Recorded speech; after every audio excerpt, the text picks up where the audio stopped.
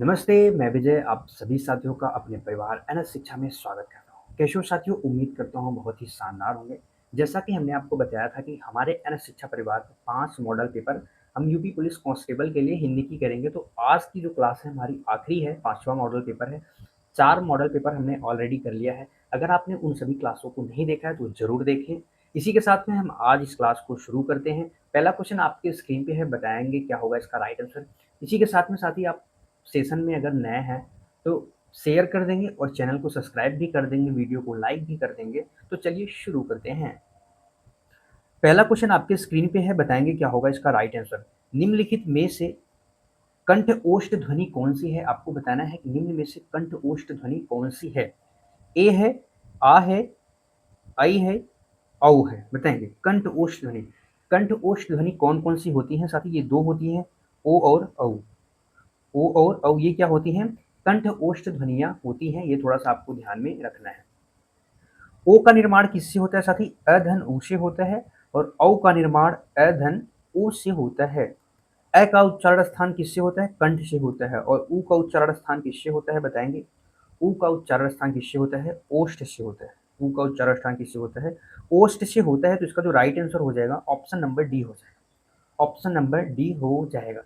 ए और ए की बात की जाए तो इसका उच्चारण स्थान किससे होता है? तो कंठ तालव्य से होता है। कंठ तालव्य से होता है। ए का निर्माण किससे होता है साथी? अ धन ई से होता है। ए का निर्माण। अ का उच्चारण स्थान कंठ से होता है। ई का उच्चारण स्थान किससे होता है? तालव्य से होता है, तालु से होता है। आई का निर्माण अ धन किससे होता है? ए से होता है। अ धन ए से इसका निर्माण होता है। इन्हें संयुक्त स्वर भी कहते हैं। इन्हें संयुक्त स्वर भी कहते हैं। अ ए आई ओ औ को क्या कहते हैं? संयुक्त स्वर। कुल 4 होते हैं। संयुक्त व्यंजन में कुल कितने होते हैं? 5 होते हैं। अगला क्वेश्चन, क्वेश्चन नंबर 2 आपके स्क्रीन पे है, बताएंगे साथी क्या होगा इसका राइट आंसर। इसी के साथ में अगर आप हमारे चैनल पे नए हैं तो चैनल को सब्सक्राइब जरूर करेंगे। अगला क्वेश्चन है क्वेश्चन नंबर 2 आपकी स्क्रीन पर। अन्वेषण, अन्वेषण शब्द का सही संधिविच्छेद क्या होगा? इनमें से और कौन सी संधि भी होगी ये भी आपको साथ ही साथ बताना है।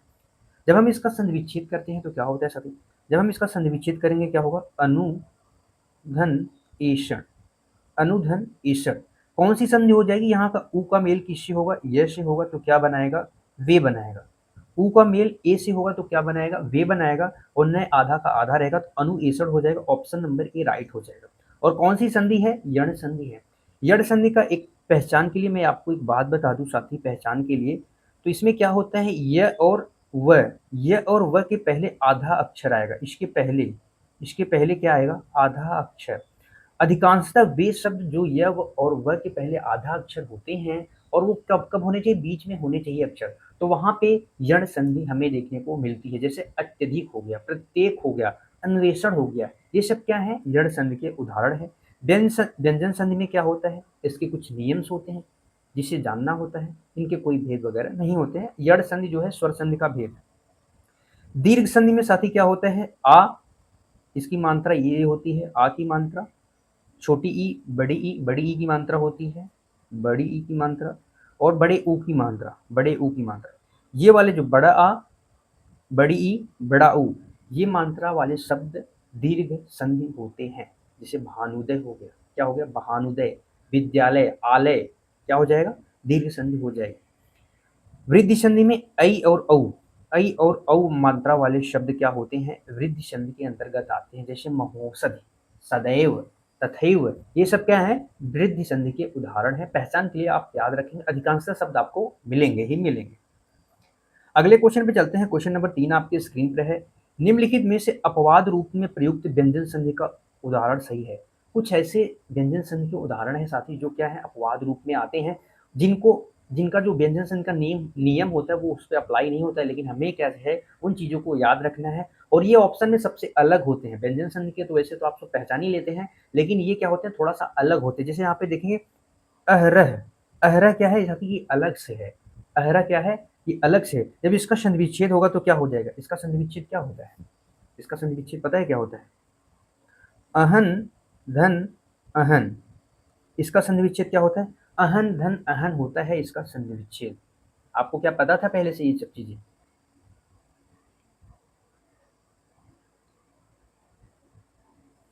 इसका जो संधिविच्छेद होगा साथी क्या होगा, अहन धन अहन हो जाएगा। यहाँ पे जो पहले न का है, पहला न है साथी, इसका लोप होता है तो क्या बनता है, र बनता है। और ये जो लास्ट वाला ल है इसका क्या होता है, लोप हो जाता है। इसका क्या होता है, लोप हो जाता है संधि करते वक्त।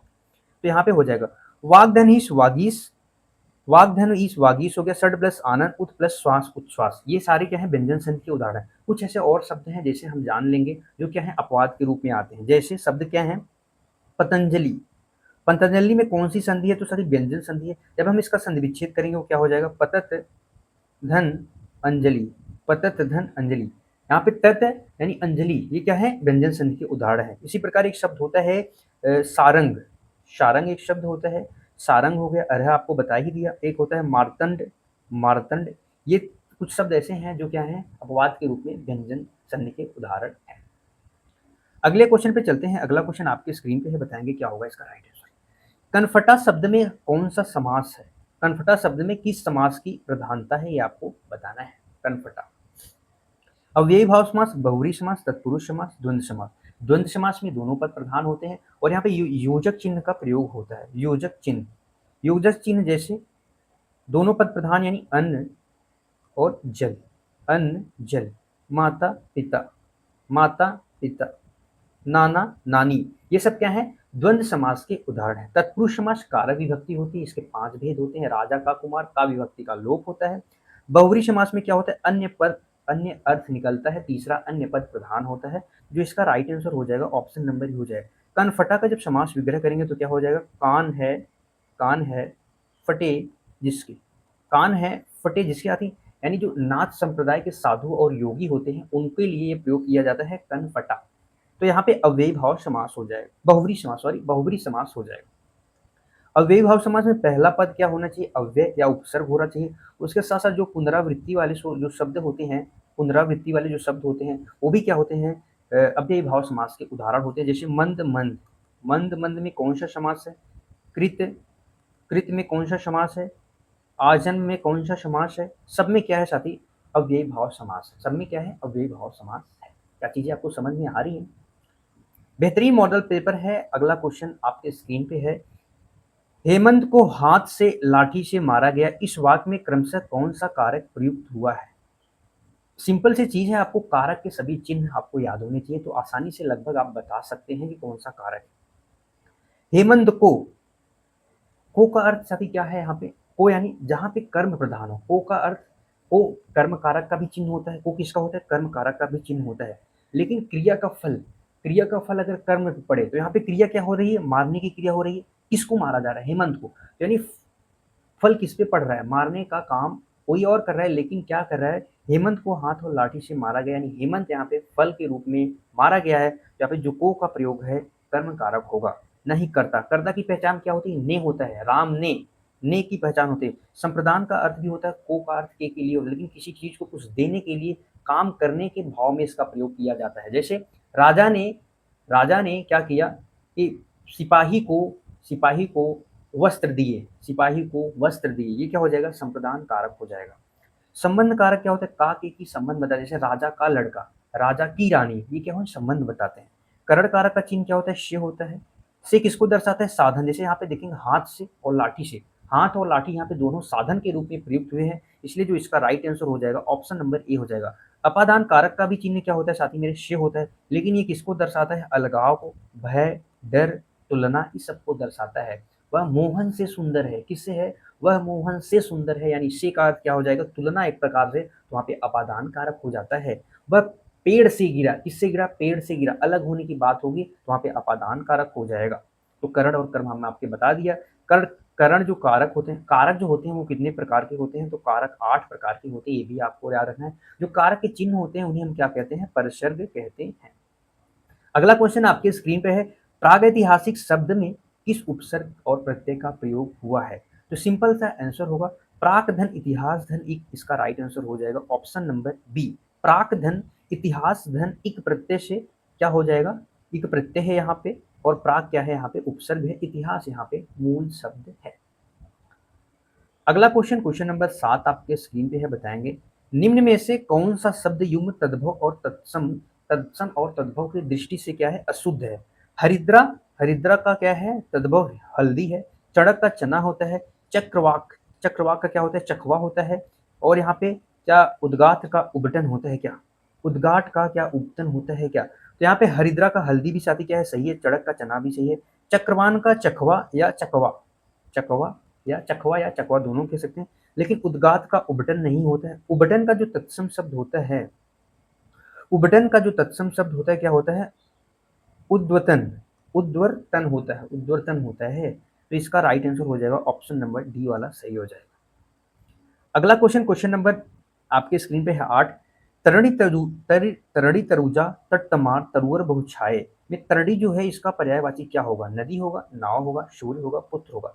तो साथ ही आप देखेंगे यहाँ पे कौन सा अलंकार है, यहाँ पे त वर्णों की आवृत्ति हुई है त त त त, तो जहाँ पे वर्णों की आवृत्ति हो जाए वहां पे कौन सा अलंकार होता है, अनुप्रास अलंकार होता है। कौन सा अलंकार होता है, अनुप्रास अलंकार होता है। जहाँ पे छोटी ई की बात आ जाए, छोटी ई एक होता है बड़ी ई तरड़ी और एक होता है बड़ी ई तरड़ी। बड़ी ई तरड़ी का अर्थ साथी क्या होता है नाव होता है, और छोटी ई तरड़ी का अर्थ क्या होता है सूर्य होता है। छोटी ई तरड़ी का अर्थ क्या सूर्य होता है, इसका जो राइट आंसर हो जाएगा ऑप्शन नंबर सी हो जाएगा। हमें समश्रुन भिन्नार्थक शब्द में भी ये क्या होते हैं शब्द देखने को हमें मिलते हैं। अगला क्वेश्चन, क्वेश्चन नंबर 9 आपके स्क्रीन पे है।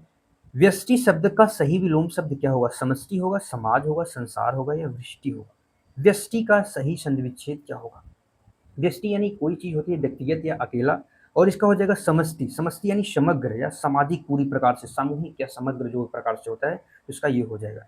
वृष्टि का क्या हो जाएगा अनावृष्टि।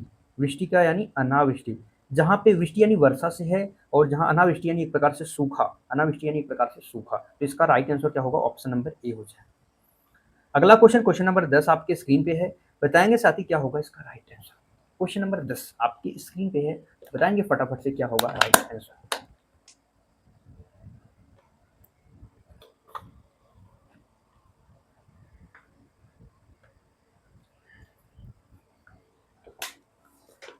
क्वेश्चन नंबर 10 आपकी स्क्रीन पे है, बताने का प्रयास करेंगे क्या होगा। क्वेश्चन नंबर 10 दिया है, कुरुक्षेत्र और उर्वशी किसकी अत्यंत प्रसिद्ध काव्य कृति है और जिन्हें ज्ञानपीठ पुरस्कार मिला है, इन्हें ज्ञानपीठ पुरस्कार मिला है। तो कुरुक्षेत्र और उर्वशी साथी है रामधारी सिंह दिनकर जी की है। किसकी है, रामधारी सिंह दिनकर जी के। लेकिन उर्वशी के लिए वर्ष 1972 में इन्हें क्या मिला था, ज्ञानपीठ पुरस्कार मिला था। क्या मिला था, ज्ञानपीठ पुरस्कार उर्वशी के लिए रामधारी सिंह दिनकर जी को मिला था। सुमित्रा नंदन पंत जी की बात करें तो जो पहला ज्ञानपीठ पुरस्कार था, इनकी रचना एक है चिदम्बरा। 1968 में सुमित्रा नंदन पंत जी को पहला ज्ञानपीठ पुरस्कार मिला था। कौन सा मिला था, पहला ज्ञानपीठ पुरस्कार हिंदी भाषा में चिदम्बरा के लिए सुमित्रा नंदन पंत जी को मिला था, ये भी आपको याद रखना है। सुमित्रा नंदन पंत जी को 1960 में साथी क्या मिला था, साहित्य अकादमी पुरस्कार भी मिला था। साहित्य अकादमी, कौन सी रचना थी, कला और बूढ़ा चांद। कला और बूढ़ा, कला और बूढ़ा चांद रचना के लिए इन्हें क्या मिला था, साहित्य अकादमी पुरस्कार भी मिला था। महादेवी वर्मा जी को यामा रचना के लिए, यामा रचना के लिए इन्हें क्या मिला था, साहित्य अकादमी पुरस्कार मिला था 1982 में। यामा रचना के लिए ज्ञानपीठ पुरस्कार क्या मिला था, ज्ञानपीठ पुरस्कार मिला था, ये भी चीजें आपको याद रखना है। रामधारी सिंह दिनकर जी को संस्कृत के 4 अध्याय रचना के लिए इन्हें साहित्य अकादमी पुरस्कार दिया था, ये भी आपको याद रखना है। साहित्य अकादमी पुरस्कार संस्कृत के 4 अध्याय रामधारी सिंह दिनकर जी को मिला था, 1959 में मिला था, ये भी आपको चीजें ध्यान में रखना है। अगले क्वेश्चन पे चलते हैं। अगला क्वेश्चन आपके स्क्रीन पे है, कहत नटत रीझत खिझत मिलत खिलत लजियात भरे भवन में करत है नैनन ही सब बात। इस दोहे में कौन सा रस विद्यमान है।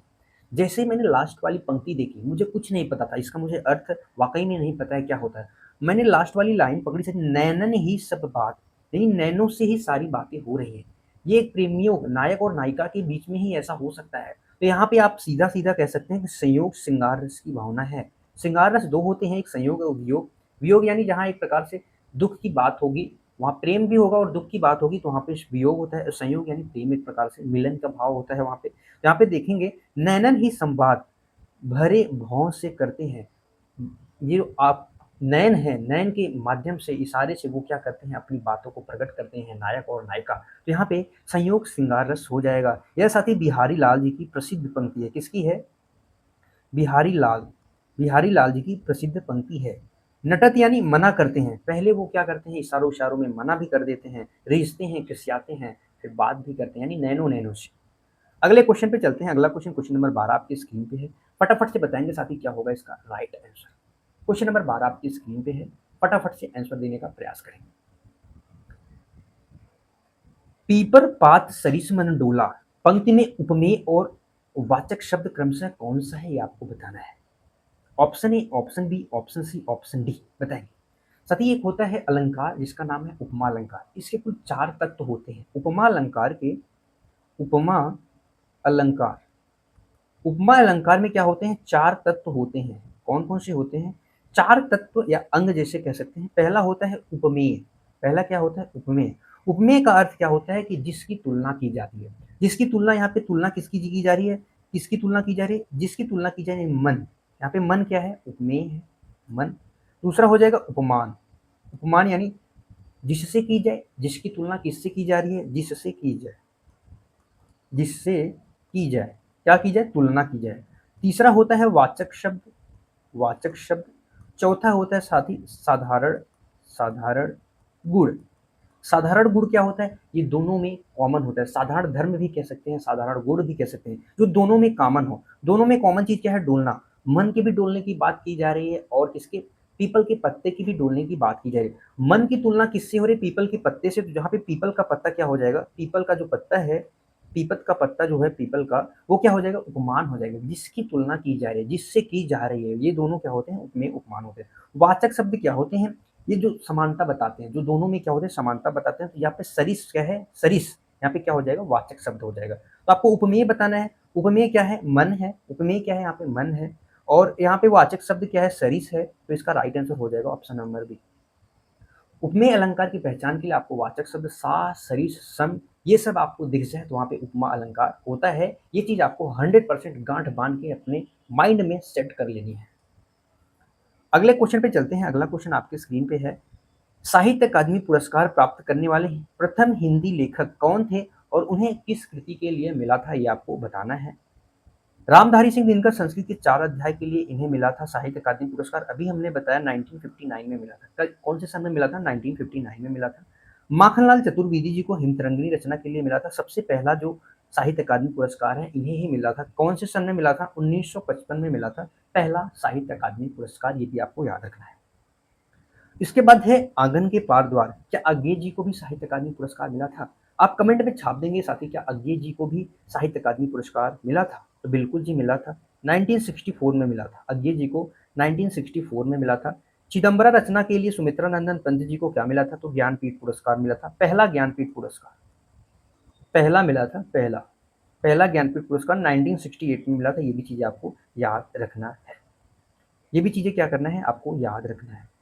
सुमित्रा नंदन पंत जी को कला और बूढ़ा चाँद के लिए 1960 में मिला था साहित्य अकादमी पुरस्कार।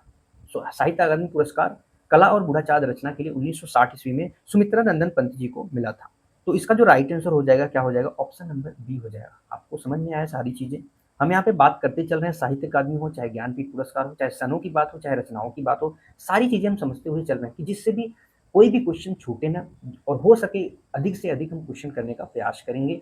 और इसके माध्यम से हम आपकी तैयारी एकदम बढ़िया तरीके से कराएंगे, जिससे कि कोई भी क्वेश्चन छूटे ना, और अगर एग्जाम में आए तो आप उसको फोड़ के आएंगे। अगला जो क्वेश्चन है, कौन सा उपन्यास हजारी प्रसाद द्विवेदी जी द्वारा रचित नहीं है, आपको बताना है। बाणभट्ट की आत्मकथा, चारु चंद्रलेख, पुनर्नवा, दिव्या। तो यहाँ पे आत्मकथा, चंद्रलेख और पुनर्नवा, इसके अलावा कुछ अन्य रचनाएं हैं जो इसकी हैं, हजारी प्रसाद द्विवेदी जी की है। जैसे अनाम दास का पोथा, अनाम दास का पोथा, ये किसकी रचना है, तो ये हजारी प्रसाद द्विवेदी जी की है। इसके अलावा साथ ही अशोक के फूल, अशोक के फूल, अशोक के फूल हो गया, आलोक पर्व हो गया, आलोक पर्व। आलोक पर्व के लिए हजारी प्रसाद द्विवेदी जी को 1973 में क्या मिला था, साहित्य अकादमी पुरस्कार। कौन सा पुरस्कार, साहित्य अकादमी पुरस्कार। आलोक पर्व रचना के लिए हजारी प्रसाद द्विवेदी जी को मिला था। किसको मिला था, हजारी प्रसाद द्विवेदी जी को मिला था। ये भी चीज आपको थोड़ा सा ध्यान में रखनी है। कुछ इनकी रचनाएं हैं, बाणभट्ट की आत्मकथा, चारु चंद्रलेख, पुनर्नवा, अनामदास का पोथा, आलोक के फूल, अशोक के फूल और आलोक पर्व, ये सब किसकी रचनाएं हैं साथी, तो ये सब हजारी प्रसाद द्विवेदी जी की रचना है। इसका जो राइट आंसर होगा ऑप्शन नंबर डी हो जाएगा, दिव्या। यह किसकी रचना है, यशपाल की रचना। किसकी है, यशपाल की है। दादा कामरेड, इनकी प्रसिद्ध रचना है दादा कामरेड। पार्टी कामरेड हो गया, ये दिव्या हो गया, ये सब किसकी रचना है? यशपाल जी की रचना है। यशपाल जी का एक आत्मकथा है जिसका नाम है सिंहावलोकन। क्या नाम है जिसका नाम है? आत्मकथा। ये बहुत प्रसिद्ध रचना है जिसके 3 भाग हैं। क्या नाम है इसका? सिंहावलोकन। सिंहावलोकन। ये बहुत प्रसिद्ध रचना है, इसके 3 भाग हैं कुल साथ ही सिंहावलोकन के। कितने भाग हैं? 3 भाग हैं। इनकी एक आत्मकथा है, बहुत प्रसिद्ध है, अक्सर एग्जामों में पूछ ली जाती है, तो हमने सोचा कि आपको यहाँ पे नोट डाउन करवा दें। रस निष्पत्ति के संदर्भ में अनुभाव के मुख्यतः कितने भेद माने गए हैं? रस के कुल कितने अंग होते हैं? 4। अनुभाव, विभाव, संचारी भाव और संचारी से व्यभिचारी विभाग होता है। एक अस्थाई भाव होता है। क्या होता है? अस्थाई भाव, जो हमेशा के लिए रहता है। तो अनुभव के मुख्यतः कितने भेद माने जाते हैं? तो 4 भेद माने जाते हैं। कौन कौन से होते हैं एक बार हम नोट कर लेंगे। पहला साथी होता है कायिक। पहला क्या होता है? कायिक, या जिसे आंगिक कहते हैं। कायिक या जिसे आंगिक अनुभव भी कहते हैं। शरीर के अंगों द्वारा जानबूझकर कोई क्रिया जो की जाती है वो क्या होती है? कायिक होती है, आंगिक होती है। अंगों के द्वारा कोई क्रिया की जाती है, जैसे हाथ बाय बाय करना, आंख मारना, ये सब क्या है? कायिक है। दूसरा क्या होता है साथी? मानसिक होता है। दूसरा क्या होता है? मानसिक अनुभव होता है, जो मन की आंतरिक वृत्तियों से उत्पन्न होता है। जो भाव मन के अंदर से उत्पन्न होते हैं, हृदय से उत्पन्न होते हैं, वो मानसिक होते हैं। तीसरा क्या होता है साथी? तीसरा होता है आहार। आहार अनुभव, इसमें ड्रेस, वेशभूषा, आभूषण के द्वारा जो चमत्कार उत्पन्न हो, जैसे आप कोई किसी की ड्रेस देख लेते हैं, आपके मन में भाव उत्पन्न हो गया क्षण भर के लिए, तो क्या होता है? आहार, ड्रेस, वेशभूषा के आधार पर। और इसके बाद जो चौथा होता है वो सबसे ज्यादा जरूरी है। क्या है? सात्विक। सात्विक अनुभव। क्या है? सात्विक अनुभव। सात्विक अनुभव ये क्या होता है? ये वे चेष्टाएं होती हैं जो स्वतः बिना किसी को कुछ देखे ना बुझे ऑटोमेटिकली जो मन में उत्पन्न होती हैं, उन्हें कहते हैं। ये कुल कितनी प्रकार की होती हैं? ये कुल 8 प्रकार की होती हैं। कुल प्रकार की होती है, जैसे 8 प्रकार। ये अश्रु हो गया, आंसू का निकलना, श्वेत, श्वेत हो गया, रोमांच हो गया, ये सब क्या है? सात्विक होती हैं। तो आप जान लिए हमने कि अनुभव के कितने होते हैं? 4 होते हैं। चारों आपके सामने नाम, थोड़ी सी जानकारी उसके बारे में भी। अगला क्वेश्चन, क्वेश्चन नंबर 16 आपकी स्क्रीन पर है। वह इतना कमजोर है कि चल नहीं सकता, इस वाक्य में कि चल नहीं सकता इस किस प्रकार का वाक्य है? उपवाक्य है, बताना है। उपवाक्य जो परिभाषा होती है वही साथी उपवाक्य भी होते हैं, ज्यादा उससे कुछ बढ़ के नहीं होता, बस थोड़ा सा कंफ्यूजन के लिए क्या होता है? डर माइंड में बैठा रहता है। तो संज्ञा उपवाक्य, विशेषण उपवाक्य है, क्रिया विशेषण है, या प्रधान उपवाक्य है? कौन सा उपवाक्य है यहाँ पर आपको बताना। संज्ञा उपवाक्य क्या होते हैं? यह है जो मुख्य वाक्य होते हैं। यह क्या होते हैं? जो मुख्य वाक्य होता है, यह जो मुख्य वाक्य होता है किसी संज्ञा या सर्वनाम के स्थान पे आता है। किसी संज्ञा या सर्वनाम के स्थान पे जो आते हैं वो संज्ञा उपवाक्य होते हैं। विशेषण उपवाक्य क्या होते हैं? ये संज्ञा या सर्वनाम की विशेषता बताते हैं। क्या बताते हैं? संज्ञा या सर्वनाम की विशेषता बताते हैं। क्रिया विशेषण उपवाक्य क्या होते हैं साथी? एक बार इसे भी समझ लेंगे। इसका जो राइट आंसर होगा वो ऑप्शन नंबर है। जो क्रिया की विशेषता बताने के लिए जो उपवाक्यों का प्रयोग किया, जिन उपवाक्यों का प्रयोग किया जाता है वो क्या होते हैं? क्रिया विशेषण होते हैं। जैसे वह इतना कमजोर है कि वह चल नहीं सकता, असमर्थ है, चल नहीं पा रहा है, तो चल नहीं सकता क्या है? ये क्रिया विशेषण है। कैसा है? कमजोर है। तो इतना कितना कमजोर है कि वह चल नहीं सकता, यानी चल नहीं सकता, जो क्या हो जाएगा? ये क्रिया विशेषण हो जाएगा। क्या हो जाएगा? क्रिया विशेषण हो जाएगा। क्रिया विशेषण उपवाद जो क्या दर्शाते हैं? परिमाण दर्शाते हैं। क्या दर्शाते हैं? परिमाण दर्शाते हैं। यहाँ पे नोट डाउन कर लेंगे। परिमाण, कारण, दशा, ये जो कुछ भी दर्शाएं, जो भी दर्शाएं, ये क्या होते हैं? क्रिया विशेषण उपवाद होते हैं। ये भी चीजें आपको थोड़ा सा ध्यान रखनी है। यहाँ पे वह इतना कमजोर है, वो क्या है? वह इतना कमजोर है, ये तो प्रधान उपवाक्य है, ये प्रधान है। इसके अलावा अगर वाक्य हटा दिया जाए तो फिर भी ये क्या है? अपना पूरा अर्थ दे रहा है। तुम पढ़ते हो, तुम प्रधान हो, तुम इतना कमजोर है, वह उतना कमजोर है, ये सब क्या है? प्रधान उपवाक्य है। भटकना मत, भटकना मत। दूसरा दूसरा एग्जाम्पल छिपना नहीं है। अगला क्वेश्चन आपके स्क्रीन पे है, बताएंगे। थोड़ा सा तब तक जल जलपान कर लिया जाए।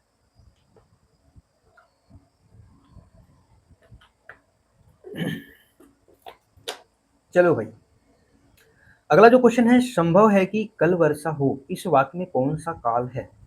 इस वाक्य में कौन सा काल है?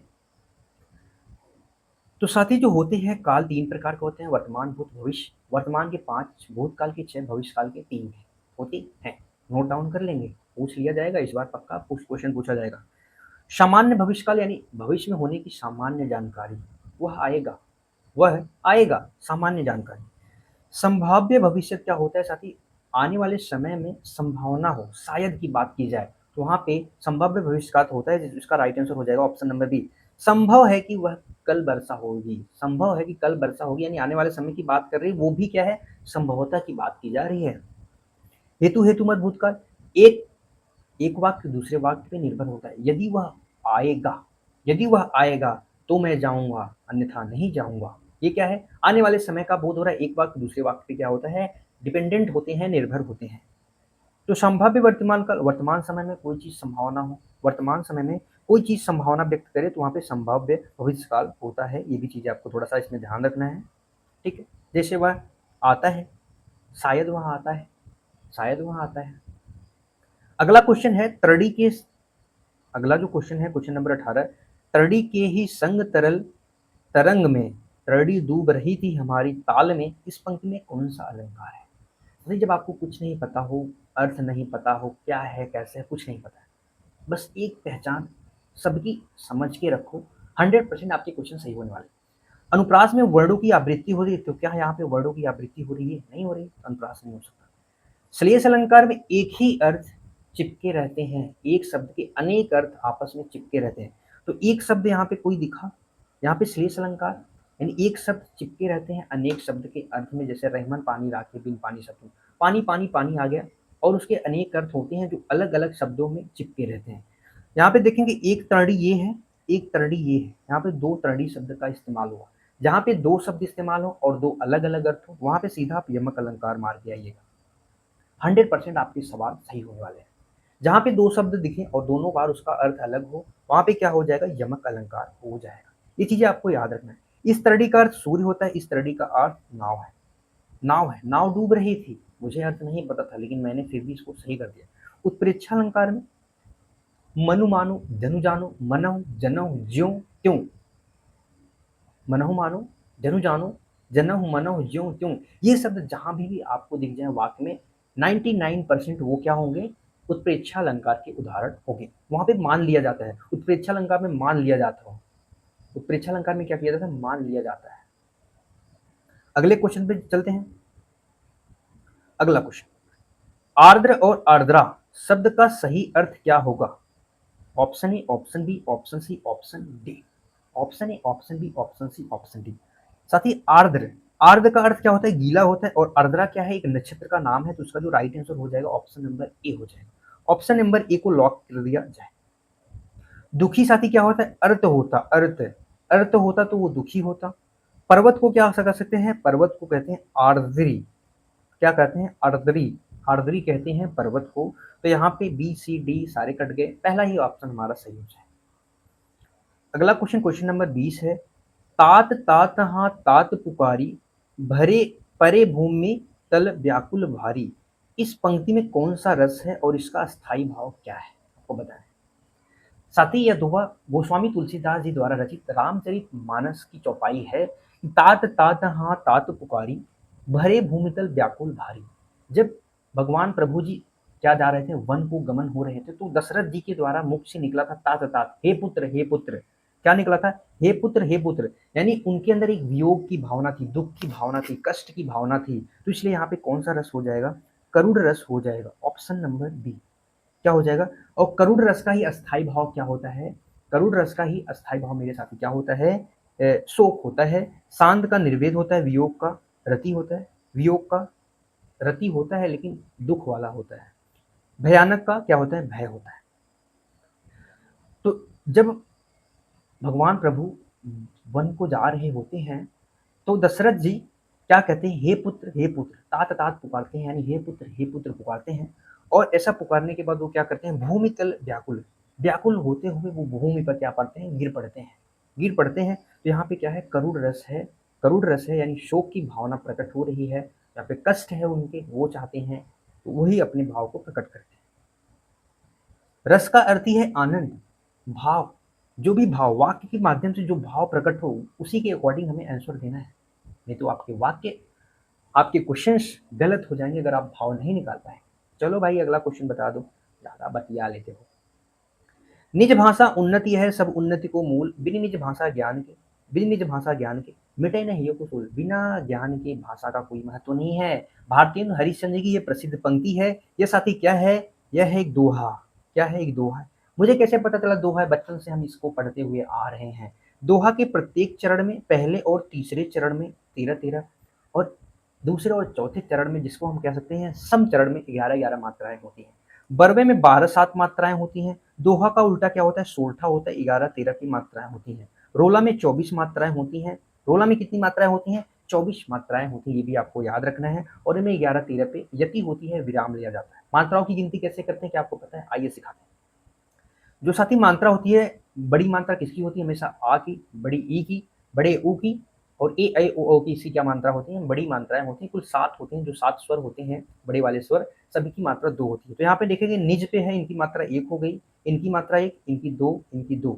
फिर इनकी यहाँ पे आधा न है, जब कहीं पे आधा रूप आता है अक्षर का, तो जो पहले वाला अक्षर होता है उसका भार डबल हो जाता है, वो मात्रा बढ़ जाती है। यहाँ पे ऊ की तो वैसे 1 मात्रा होगी, लेकिन उसके बगल में आधा न आया तो उसकी मात्रा डबल हो गई। इसकी 1, इसकी 1, इसकी 1, इसकी 2 हो गई। ऐ की मात्रा है। यहाँ पे देखेंगे 1, 2, 3, 4, 5, 6, 7, 8, 9, 10, 11, 12, 13, यानी एक पंक्ति में यहाँ से यहाँ तक हमें कितनी मात्राएं मिली? 13 मात्राएं। तो आगे 11 मात्राएं मिलेंगी, 13, 11, 13, 11, यानी यहाँ पे क्या हो जाएगा? दोहा हो जाएगा। ओरली में से मुझे इसे याद था, निज भाषा उन्नति है, ऐसा भी क्या है? दोहा है। तो मात्राओं की गणना कुछ इस प्रकार से की जाती है, आप आसानी से निकाल सकते हैं। अगला क्वेश्चन नंबर 22 आपके स्क्रीन पर है। उद्धव जोग जोग हम नाही, इस पंक्ति में कौन सा अलंकार है? आपको कुछ नहीं पता अलंकार के बारे में, लेकिन यहाँ पे 2 शब्द आ गए, एक जोग और एक जोग। तो यहाँ पे कौन सा अलंकार हो जाएगा? यमक अलंकार मार के आओ। किसकी मजाल है जो गलत कर दे आपके क्वेश्चन को? किसकी मजाल है जो गलत कर दे आपके और हमारे क्वेश्चन को? है किसी में मजाल? बिल्कुल नहीं। तो यहाँ पे जब गोपिकाएं उद्धव से कहती हैं, हे उद्धव, जोग, यहाँ पे क्या दे रखा है साथी? जोग। एक जोग का अर्थ है क्या? योग से, योग यानी साधना, योग यानी साधना। एक योग का अर्थ है योग, योग यानी योग्यता, हमारी योग्यता नहीं है। तो यहाँ पे ये 2 अर्थ है, योग शब्द 2 बार आए और दोनों बार उसके अलग अर्थ हैं, तो वहाँ पे यमक अलंकार होता है। श्लेष अलंकार में चिपके होते हैं, रूपक अलंकार में क्या होता है? अभेद रहित आरोप, यानी समान बता दिया जाता है। जैसे चंद्र को मुख, चरण को कमल बता दिया जाता है, तो वहाँ पे रूपक अलंकार हो जाता है। अनुप्रास अलंकार में आप जानते हैं कि वर्णों की आवृत्ति होती है। तो उद्धव जोग जोग हम नाही, इस पंक्ति में कौन सा अलंकार साथी हो जाएगा? यमक अलंकार हो जाएगा। कौन सा अलंकार हो जाएगा? यमक अलंकार हो जाएगा। जब गोपिकाएं उद्धव से कहती कि हे उद्धव, जोग जोग यानी इस योग्य, इस योग्यता के योग्य हम नहीं हैं, तो वहां पे कौन सा अलंकार हो जाएगा? यमक अलंकार। चला भैया, अगला क्वेश्चन हुआ। अगला क्वेश्चन हुआ, बता दे। क्वेश्चन नंबर 23 आपके स्क्रीन में बांटे। मुझसे अब चला नहीं जाता, इस वाक्य में कौन सा वाच्य है? कर्तृवाच्य, कर्मवाच्य, भाववाच्य, इनमें से कोई। वाच्य के कुल 3 प्रकार होते हैं, कर्ता, कर्म, भाव। कर्ता में साथी क्या प्रधान होता है? कर्ता प्रधान होता है। कर्त में कर्ता प्रधान, कर्म में कर्म प्रधान, कर्म की प्रधानता होती है। भाव में भाव प्रधान। भाववाचक में साथी क्या होता है? असमर्थता का बोध होता है। किसका बोध होता है? असमर्थता का बोध होता है। असमर्थता, मुझसे बैठा नहीं जाता, मुझसे चला नहीं जाता, तुमसे क्लास शेयर नहीं किया जा सकता, यानी तुम असमर्थ हो क्लास शेयर करने में। तो यहाँ पे कौन सा हो जाएगा? भाववाच्य हो जाएगा। इसका राइट आंसर हो जाएगा ऑप्शन नंबर सी। मुझसे अब चला नहीं जाता, एक प्रकार से असमर्थता का बोध करा रहा है, तो वहाँ पे भाववाचक संज्ञा हो जाएगी। कौन सी हो जाएंगी? भाववाचक संज्ञा हो जाएंगी। ठीक। कर्तृवाच्य, जैसे अगर इसका कर्तृवाच्य बनाए तो क्या हो जाएगा? मैं अब नहीं चल सकता हूँ। मैं अब नहीं चल सकता हूँ यानी कर्ता प्रधान हो गया, बाकी अन्य कोई प्रधान नहीं हो सकता है। कर्मवाच्य जैसे क्या हो जाएगा? मोहन खाना खाता है। मोहन खाना खाता है, इसमें कर्म प्रधान हो गया, वहाँ पे कर्म हो जाएगा। या ऐसा कर सकते हैं, मुझसे आम खाया जाता है, इस प्रकार से ये ज़्यादा सही रहेगा। तो मुझसे आम खाया जाता है, मुझसे दूध पिया जाता है, यहाँ पे कर्म प्रधान, दूध पिया जाता है भैया, तो कर्म प्रधान, कर्मवाच्य, प्रधानता के आधार पर। मृगलोचनी शब्द में कौन सा समास है? अव्ययी तत्पुरुष कर्मधारय द्वंद्व। द्वंद्व में दोनों पद प्रधान होने चाहिए, तभी द्वंद्व समास होता है। जैसे अन्न जल, नून तेल, दाल रोटी, ये सब क्या है? द्वंद्व समास के उदाहरण है। इनके बीच की पहचान के लिए एक योजक चिन्ह का प्रयोग होता है, योजक चिन्ह इनका प्रयोग होता है। कर्मधारय में विशेषण विशेष, जैसे कृताकृत हो गया, कृता, कृता और आकृत यानी किया बेकिया हो गया, दोनों पद। आम्र वृक्ष, आम और वृक्ष, यहाँ पे क्या हो गया? दोनों पद विशेषण, दोनों पद क्या हो? विशेष हो गया, तो वहाँ पे कर्मधारय समास हो जाएगा। जैसे नील कमल, यहाँ पे कौन सा समास हो जाएगा? कर्मधारय समास हो जाएगा। अव्ययी भाव समास क्या होता है? पहला पद अव्यय या तो उपसर्ग होना चाहिए, क्या होना चाहिए? पहला पद उपसर्ग या तो अव्यय होना चाहिए। मृगलोचनी क्या होता है साथी? यानी मृग यानी हिरण, हिरण के समान आंखों वाली, हिरण के समान, हिरण के समान आंखों वाली, आंखों वाली, तो इसको क्या कहते हैं? मृगलोचनी कहते हैं। क्या कहते हैं? मृग लोचनी कहते हैं। ये आपको थोड़ा सा ध्यान में रखना है। इसमें कौन सा समास हो जाएगा? तत्पुरुष समास। कैसा समास? तत्पुरुष समास। मृग लोचन, मृग के समान लोचन, आंख को बताया गया है। तुलना भी की जाती है, तुलना भी की जाती है, तो वहां पे क्या होता है? कर्मधारय समास होता है। कुछ और शब्द, जटिल शब्द जो कर्मधारय समास होते हैं, मैं फटाफट से यहाँ पे लिख देता हूँ। जैसे कर्मधारय समास, जैसे आपको यहाँ पे कुछ शब्द, जैसे परमात्मा पूछ दिया जाए। परमात्मा, परमात्मा में कौन सा समास है? परम है जो आप आत्मा, मंदाग्नि, मंद है जो अग्नि, मंदाग्नि। मंदाग्नि के अलावा कुछ शब्द और ऐसे जैसे लिख देते हैं यहाँ पे, नीलोत्पल हो गया, नीलोत्पल, नीलोत्पल, नीलोत्पल हो गया। ये सब क्या है? नील, परमात्मा, मंदाग्नि, नीलोत्पल, कृताकृत, ये सब क्या है? अब कर्मधारय समास के उदाहरण है। ये चीज आपको थोड़ा सा याद रखना है। अगले क्वेश्चन पे चलते हैं फटाफट से। अगला क्वेश्चन, क्वेश्चन नंबर 25 आपके स्क्रीन पे। बताएंगे साथी क्या होगा इसका राइट आंसर। क्वेश्चन नंबर 25 आपके स्क्रीन पे है, बताने का प्रयास करेंगे कि राजा ने क्या किया? राजा ने ब्राह्मण को गाय दी। इस वाक्य में ब्राह्मण को कौन सा कारक है? इस वाक्य में ब्राह्मण को कौन सा कारक है? फटाफट से बताएं। क्या यहाँ पे कर्मधारय कर्म कारक है, संप्रदान कारक है, संबंध कारक है, या करण कारक है? कौन सा कारक है? फटाफट से बताएंगे कौन सा कारक है यहाँ। कर्म कारक की पहचान क्या होती है? को होती है। क्रिया का फल जिस पर पड़ता है वही कर्म कारक होता है। तो राजा ने ब्राह्मण को गाय दी, दी किसने दी? राजा ने दी। तो यहाँ पे कर्ता कारक हो गया, कर्म तो है नहीं, तो ये कट गया। को। संप्रदान कारक का अर्थ होता है, को का अर्थ के लिए होता है। संप्रदान कारक का अर्थ क्या होता है? को का अर्थ है के लिए प्रयुक्त होता है। जब किसी को कुछ दिया जाए, काम करने के भाव से जो प्रयुक्त होता है, वहां पे संप्रदान कारक होता है, किसी को कुछ देने के लिए। तो यहाँ पे राजा ने ब्राह्मण को गाय दी, यानी ब्राह्मण के लिए, ब्राह्मण को है तो दान दिया यहाँ पे। तो इसका जो राइट आंसर हो जाएगा ऑप्शन नंबर सी। क्या हो जाएगा? ऑप्शन नंबर बी हो जाएगा। सी नहीं होगा, बी होगा, बी। संबंध कारक क्या होता है? का, के, की। जैसे राजा का पुत्र, का पुत्र यानी का संबंध बताता है राजा और पुत्र के। नरेश की बहन, सुरेश का भाई, ये क्या है? संबंध बताते हैं एक दूसरे से संज्ञा या सर्वनाम शब्दों की। करण कारक का चिन्ह क्या होता है साथी मेरे? शे होता है, जो दर्शाता है साधन या वजह, साधन या वजह को दर्शाता है। अगले क्वेश्चन पे चलते हैं। क्वेश्चन नंबर 26 आपके स्क्रीन पे है, बताएंगे उन्मेष शब्द का, उन्मेष शब्द में कौन सा उपसर्ग है? बताओ भाई। तो सिंपल सा है, इसमें उद है। जब इसका हम संधिविच्छेद करेंगे तो क्या होगा? उदधन मेष, उदधन मेष। यहाँ पे क्या है साथी? द है, कोई भी वर्ड आ जाता है उसके बाद जो पंचम वर्ड यानी मैं आता है तो किसमें परिवर्तित हो जाता है? वो अपने लास्ट वाले पंचमाक्षर में परिवर्तित हो जाता है, अपने वर्ग के पंचमाक्षर में परिवर्तित होता है। व्यंजन संधि का नियम के अकॉर्डिंग इसका right answer option number B हो जाए। अगला क्वेश्चन, क्वेश्चन नंबर 27, कृत्य कृत्य शब्द में कौन सा समास है? क्वेश्चन नंबर 27 है, कृत्य कृत्य शब्द में कौन सा समास है? एक शब्द होता है कृताकृत, अभी हमने आपको बताया कृताकृत, और कृत्य कृत्य दोनों साथी अलग है। कृत्य कृत्य का अर्थ होता है कि पूरी पूरी तरह संतुष्ट, पूरी तरह संतुष्ट। यहाँ पे दोनों पद प्रधान है, दोनों पद समान है, तो यहाँ पे क्या हो जाएगा? द्वंद्व समास हो जाएगा। अन्न जल क्या हो जाएगा? सॉरी, यहाँ पे द्वंद्व समास नहीं होगा क्योंकि दोनों पद समान है। जब शब्दों की पुनरावृत्ति हो, क्या हो? शब्दों की पुनरावृत्ति हो तो वहां पे अव्ययी भाव समास हो, जैसे मंद मंद, धीरे धीरे, आजन्म, भरपेट, प्रतिदिन, कृता कृत्य कृत्य, ये सब क्या हो जाएंगे? अव्ययी भाव समास के उदाहरण हो जाएंगे। यहाँ पे द्वंद्व समास में दोनों पद प्रधान होना चाहिए, लेकिन दोनों शब्द अलग अलग होना चाहिए, न कि भैया समान शब्द होना चाहिए। जैसे कृताकृत, किया और बेकिया, यहाँ पे कौन सा समास हो जाएगा? तत्पुरुष समास हो जाएगा, किया और बेकिया। द्विगु समास में क्या होता है? पहला पद संख्यावाची होता है, जो संख्यावाची हो, जैसे चौराहा, तिराहा, त्रिलोचन। त्रिलोचन लेकिन बहुब्री समास अगर होगा तो हम बहुब्री समास में मानेंगे, लेकिन त्रिलोचन का अर्थ होता है शिवजी से, तो वहां पे द्विगु समास न होकर बहुब्री समास हो जाएगा। तो सारी चीजें हमें समझते हुए तब हमें आंसर देने का प्रयास करना है, क्योंकि जीवन में बार बार मौका नहीं मिलता है कोई हमारी सीट भरने का। बार बार अगर मौका मिल जाए तो इंसान के हर घर में 10 नौकरियां पड़ी होंगी। मौका एक ही बार मिलता है, एक ही बार में बुन। निम्नलिखित में से इच्छु शब्द का तद्भव रूप क्या होगा? इच्छु, इच्छु को क्या कहते हैं? ईख। इसका राइट आंसर हो जाएगा ऑप्शन।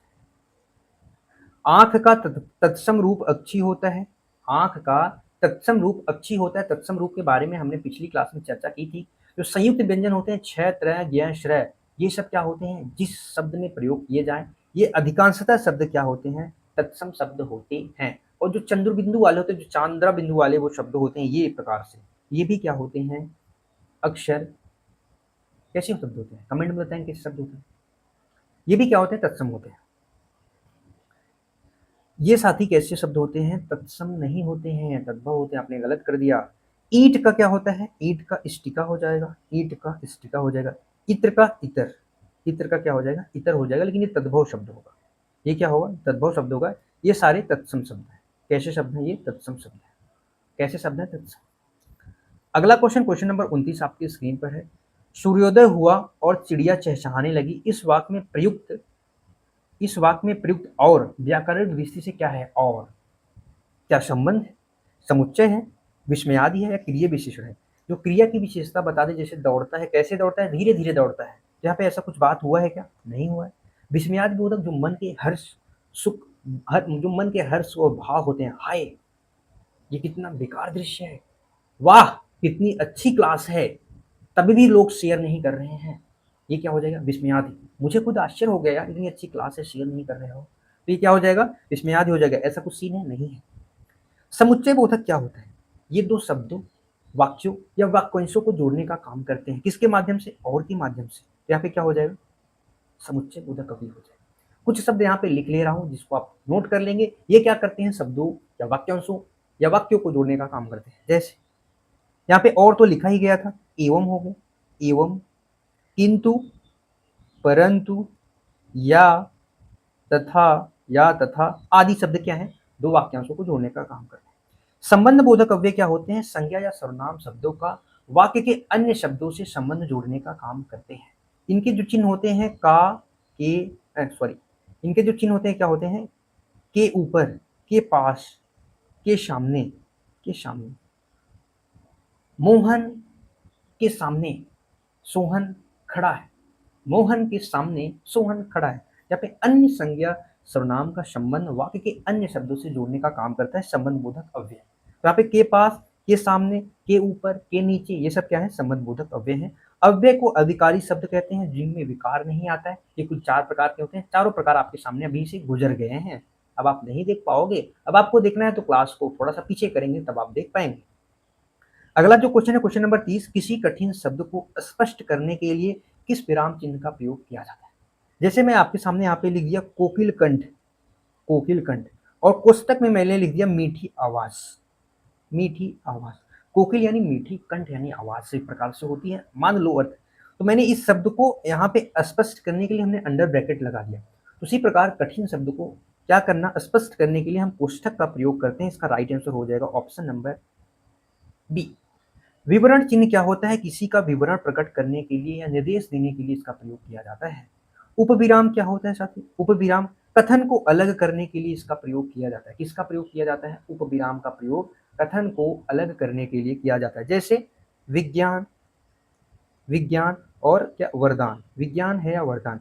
योजक चिन्ह का प्रयोग क्या किसके लिए किया जाता है? योजक चिन्ह का प्रयोग शब्दों को जोड़ने के लिए किया जाता है। जैसे माता, पिता, भाई, बहन, ये सब क्या है? विराम चिन्ह है।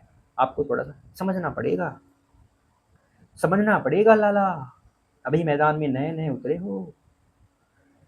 राधा रोती है और मोहन ने पत्र लिखा, इस वाक्य में क्रिया का क्रमशः कौन सा भेद है? बताएंगे। शानदार क्वेश्चन है। क्रिया कैसी होनी चाहिए? अकर्मक होनी चाहिए, सॉरी अकर्मक नहीं होनी चाहिए। क्रिया से जब क्या से प्रश्न करें, जवाब मिल जाए। तो मोहन ने क्या लिखा? पत्र लिखा, जवाब मिल गया। पत्र सकर्मक हो जाएगी, तो अकर्मक हो ही नहीं सकता। तो सकर्मक एक ही ऑप्शन में दे रखा है, ऑप्शन नंबर बी। क्या रोती है? राधा क्या रोती है? क्या रोने का कोई वजह होता है? नहीं होता है। तो इसका जो राइट आंसर हो जाएगा ऑप्शन नंबर बी। द्विकर्मक यानी दो कर्म होने चाहिए। जैसे मैं बच्चों को हिंदी पढ़ाता हूँ, तो यहाँ पे दो कर्म हो जाए, जहाँ पे कर्म दो हो जाए वहाँ पे द्विकर्मक हो जाता है। प्रेरणार्थक क्रिया क्या होती है? कर्ता स्वयं काम न करके दूसरों के माध्यम से काम करवाता है। जैसे अध्यापक छात्र से पाठ पढ़वाता है, वहां पे प्रेरणार्थक क्रिया हो जाएगी। अगला क्वेश्चन आपके स्क्रीन पे, क्वेश्चन नंबर 32 आपके सामने है। पैसेज आपको पढ़ना है, इससे 4-5 क्वेश्चन के आंसर देने हैं। उसके बाद क्लास को बंद करना है, उसके बाद भाग जाना है, खेलना है, कूदना है, फिर जाके पढ़ाई करना है। तो चलो पढ़ लेते हैं। भाषा केवल अभिव्यक्ति का माध्यम नहीं है, वह किसी भी समाज की संस्कृति, इतिहास और उसकी विचार पद्धति की संवाहक होती है। जब कोई भाषा विलुप्त होती है तो उसके साथ केवल शब्द ही नहीं मरते, बल्कि उस भाषा में संचित सदियों का पारंपरिक ज्ञान और विशिष्ट विश्व दृष्टि भी सदैव के लिए विलीन हो जाती है। आधुनिकता के इस दौर में जहां एक और वैश्विक संपर्क बढ़ा, वही दूसरी ओर स्थानीय बोलियां और भाषाओं में एक अनजाना संकट मंडरा रहा है। भाषाई समरूपता जैसे एक समान का समरूपता का अर्थ हो जाएगा एक जैसी भाषा का थोपा जाना समरूपता। सांस्कृतिक विविधता के लिए सबसे बड़ा खतरा है। किसी भी जीवंत समाज की पहचान उसकी भाषाई बहुलता में निहित होती है। संकुचित मानसिकता के कारण जब हम अपनी मातृभाषा को छोड़कर किसी बाह्य भाषा का अंधानुकरण है, को ही शिष्टता का पैमाना मान लेते हैं, तब हम अपनी जड़ों से कट जाने लगते हैं। अतः आपकी भाषाई विरासत का संरक्षण करना किसी भी राष्ट्र और आत्मसम्मान की संप्रभुता का अनिवार्य अंग क्या है? अनिवार्य अंग फटाफट से आपको इसके राइट आंसर बता देने हैं। तो यहाँ पे थोड़ा सा, हाँ सही है, थोड़ा सा आपको राइट आंसर फटाफट से बता देना है। भाई क्वेश्चन तो दिखाऊं पहले? चलो क्वेश्चन आ गया आपकी स्क्रीन पे। गद्यांश के अनुसार किसी भी भाषा के विलुप्त होने की समाज की सबसे बड़ी हानि क्या हो सकती है? समाज की सबसे बड़ी हानि क्या हो सकती है भाषा के विलुप्त होने की? क्वेश्चन नंबर 33 आपकी स्क्रीन पे। तो यहाँ पे थोड़ा सा पैसेज में देख लेंगे कहाँ से क्या सिस्टम है। भाषा के विलुप्त होने की, तो यहाँ पे दिया गया कोई भी भाषा विलुप्त होती है उसके साथ कोई शब्द नहीं बल्कि उसकी सदियों की पारंपरिक क्या होती है, विशिष्टि सदैव विलीन हो जाती है। सदैव विलीन हो जाती है, केवल उसकी क्या होती है। तो यहाँ पे देखेंगे भाषा से छुपा सदियों का पुराना पारंपरिक ज्ञान और जीवन को देखने का नजरिया भी क्या होता है, नष्ट हो जाता है। ऑप्शन नंबर बी क्या हो जाएगा? ये ऑप्शन में दिया नहीं है वहाँ पे, बट हमें थोड़ा सा अनुमान लगाना है क्योंकि यहाँ पे समाज के लोग आपस में बातचीत करना पूरी तरह से बंद कर देते हैं। भाई ऐसा कुछ नहीं है। वैश्विक स्तर पर आदान प्रदान केवल भाषा ही, यहाँ पे इसको भी हम एलिमिनेट कर सकते हैं, इसको भी काट सकते हैं, बट यहाँ पे जो भाषाओं का छिपा जो सदियों का पुराना पारंपरिक ज्ञान है वो क्या होता है, वो आ जाता है। अगला जो क्वेश्चन है, सांस्कृतिक विविधता के लिए सबसे बड़ा खतरा है। इस वाक्य में प्रयुक्त विविधता शब्द का सही विलोम क्या होगा? विविधता शब्द का विलोम क्या होगा? विविधता, विविधता यानी अनेक, जिस प्रकार से अनेक होता है अलग अलग प्रकार का, तो इसका हो जाएगा विविधता का समरूपता। विविधता का अनेकता क्या हो जाएगा, ये एक प्रकार से पर्याय है, लेकिन समरूपता यानी एक समान क्या हो जाएगा, ये इसका राइट आंसर हो जाएगा विविधता का समरूपता। समझ में आया? अगले क्वेश्चन पे चलते हैं। अगला क्वेश्चन आपके स्क्रीन पे है। गद्यांश के अनुसार समप्रभुता का सही संधि विच्छेद और संधि कौन सी होगी? समप्रभु, तो यहाँ पे देखेंगे सम शब्द है तो सम यहाँ पे हो जाएगा समधन प्रभुता। समधन प्रभुता और कौन सी संधि होगी? व्यंजन संधि होगी। मैं का अनुस्वार में परिवर्तन, मैं का किसमें परिवर्तन? अनुस्वार में परिवर्तन व्यंजन संधि का ही उदाहरण है। ऑप्शन नंबर बी सही हो जाएगा। अगला क्वेश्चन, क्वेश्चन नंबर 36। जब हम अपनी मातृभाषा को छोड़कर किसी बाह्य भाषा के अंधानुकरण को ही शिष्टता का पैमाना मान लेते हैं, तो इस वाक्य में अंधानुकरण शब्द में कौन सा समास है? अंधानुकरण, अंधा है जो अनुकरण, जब हम इसका समास विग्रह करेंगे तो क्या हो जाएगा? अंधा है जो अनुकरण, अंधा है जो अनुकरण, अनुकरण यानी बिना समझे सोचे किया गया विचार कार्य, वो क्या होता है? अनुकरण होता है। तो अंधा यहाँ पे क्या हो जाएगा? विशेषण हो जाएगा, और ये क्या हो गया? विशेष हो गया। तो यहाँ पे कर्मधारय समास हो जाएगा। कोई विशेष अर्थ यहाँ पे नहीं प्रकट हो रहा है, कोई यहाँ पे अव्ययी भाव समास जैसा कुछ है नहीं, यहाँ पे का विभक्ति वगैरह का कोई लोप नहीं हो रहा है। तो यहाँ पे कर्मधारय समास, एक पद विशेष एक पद विशेषण। आज का आखिरी आपके स्क्रीन पर है। लेखक के अनुसार एक जीवंत समाज की असली पहचान क्या होती है? एक जीवंत समाज की असली पहचान क्या होती है? इसके लिए में हमें आपको लेके चलना पड़ेगा जीवंत समाज की असली पहचान क्या होती है। जीवंत समाज की असली पहचान यहाँ पे देखेंगे कहीं पे छिपा है क्या? जीवंत समाज, किसी भी जीवन की समाज की असली पहचान क्या होती है? उसकी भाषाई बहुलता में निहित होती है। उसकी भाषाई बहुलता में निहित होती है।